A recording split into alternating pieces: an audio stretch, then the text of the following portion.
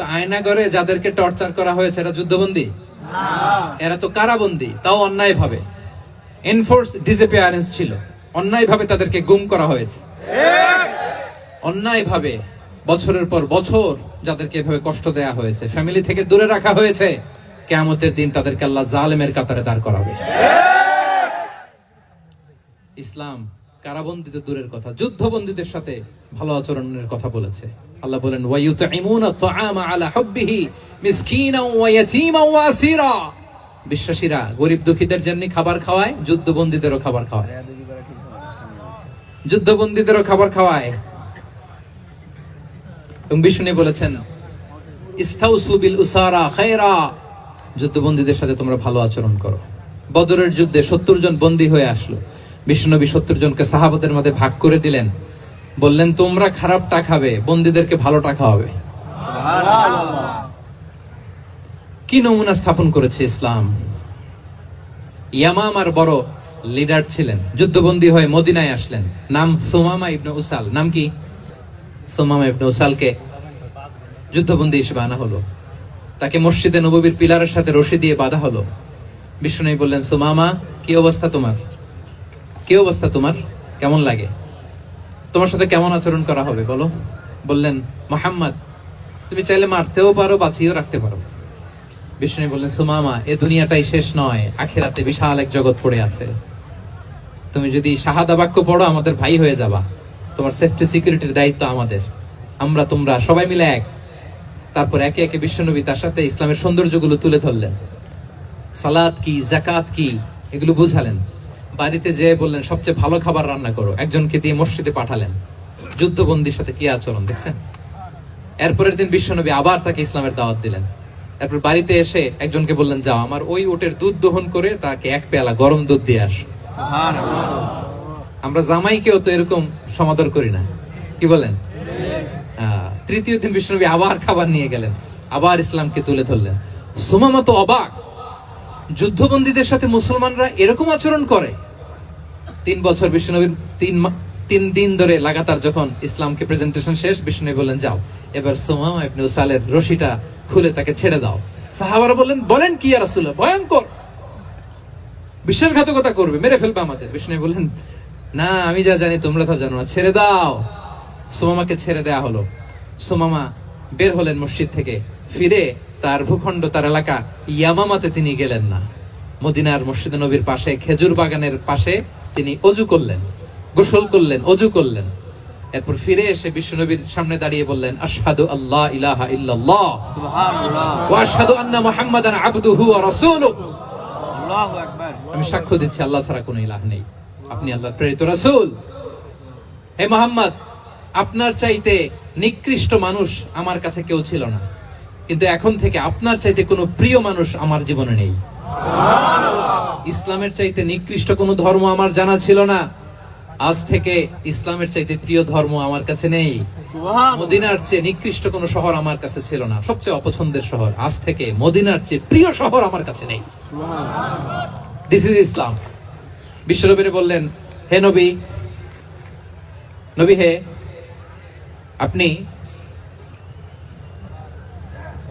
আপনি আমাকে উমরার অনুমতি দিন। তিনি উমরা করতে গেলেন। বিষ্ণু তাকে তালবিয়া শিখিয়ে দিলেন। এই প্রথম কেউ মুসলিম সুমামা ইবনে উসাল, উনিই প্রথম মুসলিমদের মধ্যে উমরা করেছেন তালবিয়া পড়তে পড়তে, লাব্বাইক আল্লাহুম্মা লাব্বাইক পড়তে পড়তে। উমরা করার শেষে ইয়ামামা থেকে গম আসতো মক্কায়, ওই গম পিষে রুটি বানিয়ে মক্কাবাসী খেয়ে বেঁচে থাকতো। উনি ঘোষণা দিলেন মুহাম্মাদের অনুমতি ছাড়া ইয়ামামার একটি গমের দানা আজ থেকে মক্কায় পৌঁছবে না। সুবহানাল্লাহ পড়বেন না? এই যে আমেরিকা যে ইকোনমিক স্যাংশন দেয়, এটা শিখছে সুমামা উমামা ইবনে উসাল রাদিয়াল্লাহু তাআলা আনহুর কাছ থেকে। আল্লাহু আকবার। তিনি বললেন একটা গমের দানা পৌঁছবে না মক্কাবাসীতে, ওনারা আর রুটি খেতে পারে না। গমের দাম বেড়ে গেল। বিষ্ণুর কাছে চিঠি লিখে পাঠালেন, হে মুহাম্মদ, তুমি যদি উমামারে না বলো আমরা না খেয়ে মরবো। পরে বিশ্বনবীর হস্তক্ষেপের মধ্য দিয়ে আবার ইয়ামামা থেকে গম আসা শুরু হয়েছে। সুবহানাল্লাহ পড়ে। প্রিয় ভাইয়েরা, তাহলে বন্দীদের সাথে, যুদ্ধবন্দীদের সাথে বিশ্বনবীর আচরণ কেমন ছিল টের পেয়েছেন? অনুধাবন করতে পেরেছেন? কষ্ট হচ্ছে আপনাদের?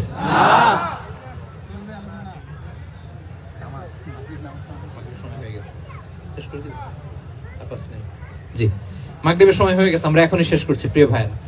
ভিক্ষুকের সাথে তিনি কি আচরণ করতেন দেখেন। বিশ্বনবী আর 2-1 মিনিট মিস করবেন না, এই 2-3 মিনিট এদিক সেদিক তাকাবেন না। ভিক্ষুকের সাথে কি আচরণ, বিশ্বনবী কখনো না বলতে পারতেন না। কেউ হাত পাতলে কি বলতে পারতেন না? পারতেন না। এক ভিক্ষুক এসে বলে, এই মোহাম্মদ দাও, তোমার কাছে কি আছে দাও। নবী তখন চাদর পরা ছিলেন, চাদর ধরে এমন জোরে টান দিছেন বিশ্বনবীর ঘাড়ের চামড়া এখানে ছিঁড়ে গেছে, চামড়ায় দাগ পড়ে গেছে। বিশ্বনবী তার দিকে তাকিয়ে, ওই যে মুচকি হাসির ম্যাজিক, আবার মুচকি হাসি, মুচকি হাসি দিয়ে বললেন, যাও তাকে কিছু দিয়ে দাও। সুবহানাল্লাহ পড়বেন না? আচ্ছা, ভিক্ষা করতে আইসা যদি আপনার জুব্বা ধরে টান মারে, জামার কলার ধরে টান মারে, এই দে, কি করবেন বলেন? ওই যে মায়ের, মানে ডানে ভাই আর কোনো সলিউশন নাই, খালি মায়ের, খাইজো মায়ের, খাইলো মায়ের। দেখেন, ভিক্ষা করতে এসে জামা ধরে টান দিয়ে ঘাড়ের চামড়ায় এখানে দাগ ফেলে দিয়েছে, কিন্তু বিশ্বনবী হাসি দিয়ে সলিউশন করলেন। সুবহানাল্লাহ পড়েন।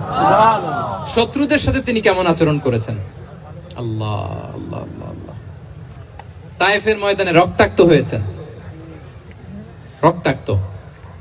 পাহাড় রক্ষী ফেরেশতারা বলে, নবী আপনাকে রক্তাক্ত করেছে? তায়েফে কেন গেছিলেন বিশ্বনবী? জমির বায়না করতে না? তায়েফে জমি কিনতে গেছিল না?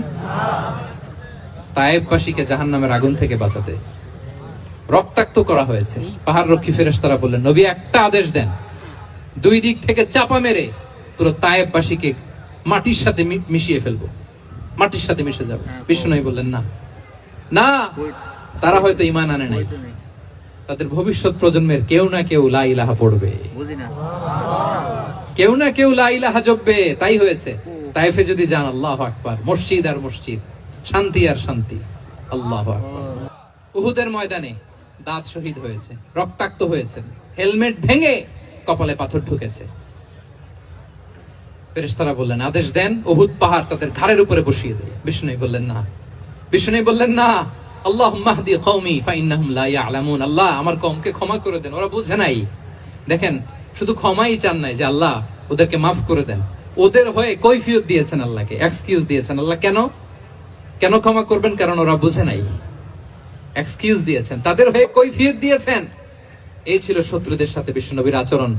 যুদ্ধের ময়দানে ঘোষণা দিতেন, খবরদার ওদের নারীদের গায়ে হাত দিবে না, শিশুদের গায়ে হাত দিবে না, গবাদি পশু মারবে না, কোন পাদ্রীর গায়ে হাত দিবে না। গোটা বিশ্বের কেউ, কোন যুদ্ধের সেনাপতি যুদ্ধের ময়দানে এমন মানবতা দেখাতে পারে না। চিল্লায় বলেন ঠিক কিনা?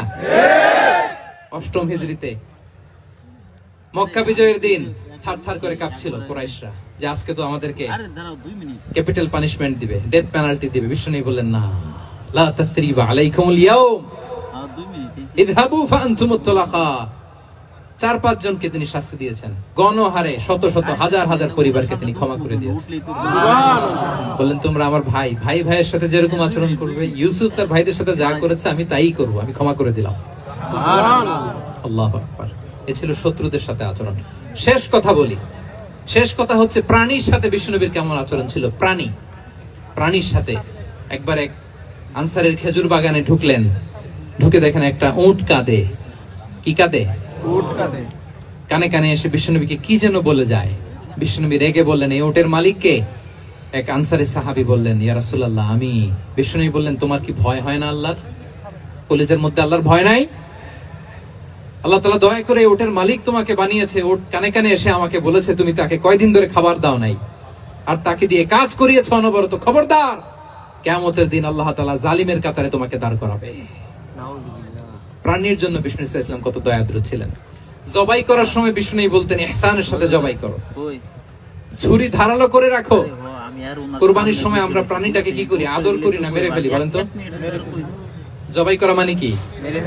মেরে ফেলতেছি। বিষ্ণু বলেন, ইদা কাতালতুম ফাহসিনুল কিতলা। মারবা ঠিক আছে, কিন্তু মন মতো না, ইহসানের সাথে কতল করো। ওয়ালিয়ুহিদ্দা আহাদুকুম শাফরাতাহু ওয়ালইয়ারিহ যাবিহাতাহু। ছুরিটাকে ধার করে রাখো যাতে করে খুব সহজে তার রূহটা বের হয়ে যায়। সুবহানাল্লাহ। দেখেন, আমরা নিজেদের সাথে একটু মিলাই। বাংলাদেশে দেখেন তো, কুকুর একটা দেখলে আমরা কি করি? হ্যাঁ, হয় লাথি না একটা ঢিল। বিড়াল দেখলে কি করি? হয় দাবরানি দেয়, নয় দৌড়ানি দেয়। এরকম আছে না নাই? উন্নত দেশগুলোতে দেখবেন রাস্তার মাঝখানে একটা ছোট্ট সাপ, পুরো হাইওয়েতে সবগুলো গাড়ি থেমে গিয়েছে। একটা হাঁসের বাচ্চা বাঁচানোর জন্য, একটা সাপের বাচ্চা বাঁচানোর জন্য, আর আমরা পাখির মতো মানুষকে গুলি করে মারি। মানুষকে আমরা গুলি করে মারি পাখির মতো নির্বিচারে। প্রিয় ভাইরা, বিষ্ণু ইসলাম প্রাণীর প্রতি আমাদেরকে দয়াদ্র হতে বলেছেন।